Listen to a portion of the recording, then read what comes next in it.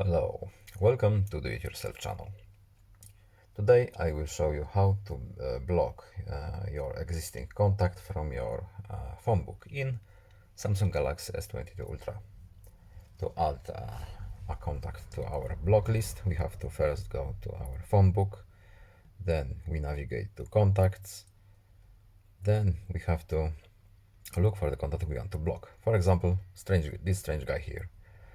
We have to tap this menu here, then we need to go to this hidden menu under these three dots, more, and here we have block contact.